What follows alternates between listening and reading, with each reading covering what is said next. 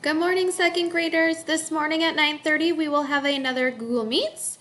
And then I would like you to complete a RAS Kids and take the comprehension quiz. I will be logging in to check our RAS Kids and how we are doing with comprehension later today or tomorrow. So make sure you get that completed.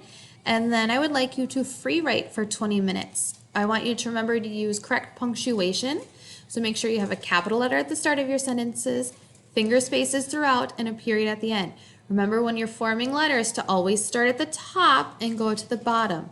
And take your time to use your best handwriting. It's not a rush, okay? Maybe for your free write, you're going to write a note to somebody. Maybe you're going to write a letter to a friend or a grandparent, or maybe you're going to create or write a story.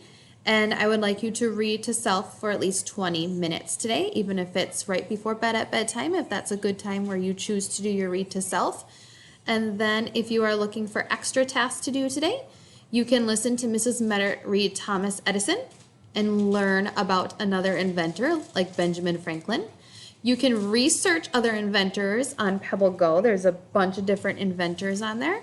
Or you can find someone in your house to read to. Have a great day and let me know if you have any questions.